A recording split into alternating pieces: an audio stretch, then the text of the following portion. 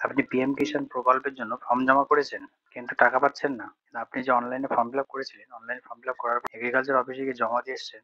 জমা দেওয়ার পরে কোনো কাগজপত্রের সমস্যার জন্য এডি অফিস থেকে রিজেক্ট হয়ে গেছে। রিজেক্ট হয়ে গেলে আপনি কি করবেন? আপনার প্রথম কাজ হবে আপনাকে অনলাইন থেকে আপনার ফর্মটি আবার আপডেট করতে হবে। আপডেট করার পরে আবার ডকুমেন্টস গুলো নিয়ে আপনার এডি অফিসে গিয়ে জমা দিয়ে আসতে হবে। তো চলুন সেটাই দেখাই যে কিভাবে আপনি অনলাইন থেকে রিজেক্ট হওয়া অ্যাপ্লিকেশন এডিট করবেন।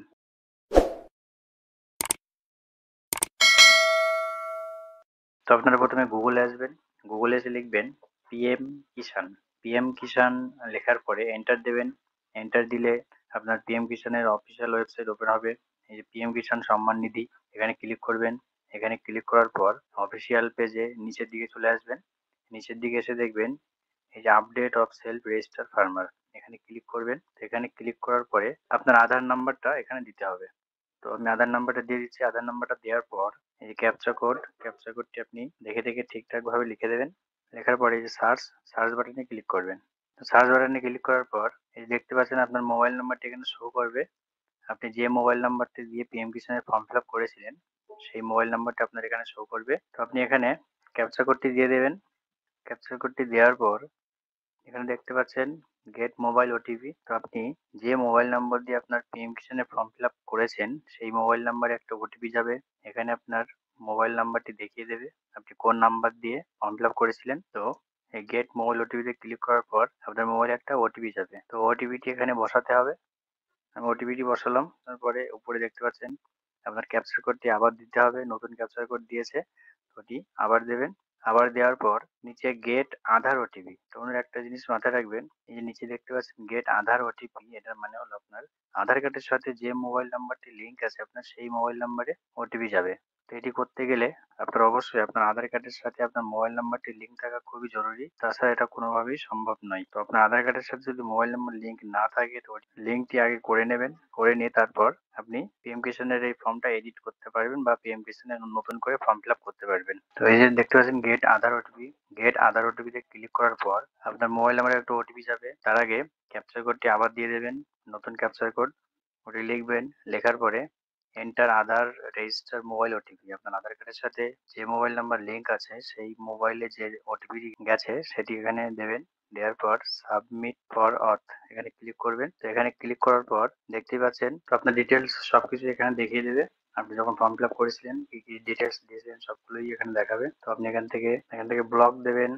ব্লক দেওয়ার পরে ভিলেজটাকে সিলেক্ট করবেন।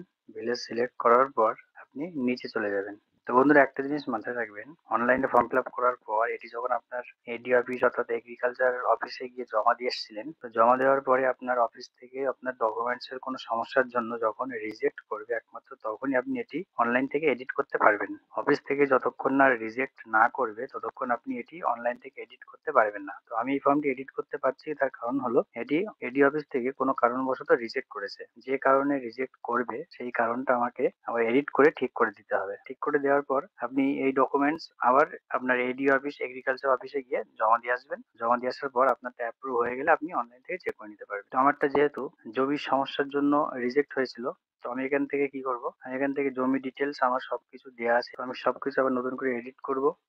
এই যে দেখতে পাচ্ছেন এডিট অপশন, এখানে ক্লিক করলাম। ক্লিক করার পর এখান থেকে জমি, আমার খতিয়ান নাম্বার, দাগ নাম্বার, এরিয়া সবকিছু এখানে শো করবে। তো এখান থেকে এই যে বাঁদিকে দেখতে পাচ্ছেন চুজ ফাইল, আপনি কি করবেন এখান থেকে আপনার জমির যে কাগজটা আছে সেই কাগজটা আপনি ছবি তুলে এখানে আপলোড করে দেবেন। তো অবশ্যই মনে রাখবেন এটি আপনার শুধু পিডিএফই আপলোড নেবে। আপনি জেপিজি আপলোড করেন তো এটা কোনোভাবেই সাবমিট হবে না। তো আপনাকে পিডিএফ আপলোড করতে হবে।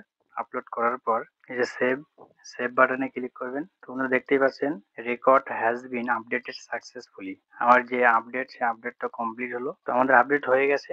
এটি এখন চেক করলে আমাদেরকে দেখাবে পেন্ডিং। এর আগে স্ট্যাটাস দেখাচ্ছিল রিজেক্টেড। তো চলুন আমি একবার দেখে নিই। আমি এই আপডেটে আবার আসলাম। আপডেটে আসার পরে এখানে আমার যে ওই আধার নাম্বারটা ছিল সেই আধার নাম্বারটি দেবো।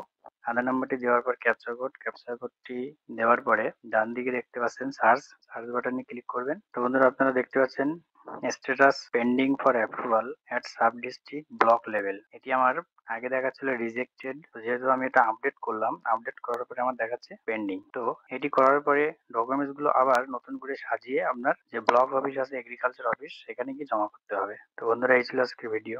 ভিডিওটি ভালো লাগলে আপনারা লাইক এবং শেয়ার করবেন এবং আমার চ্যানেলটি অবশ্যই সাবস্ক্রাইব করবেন। আর পিএম কিষাণ সম্বন্ধে যদি কিছু আপনাদের জানার থাকে, আপনারা অবশ্যই কমেন্ট করে জানাবেন।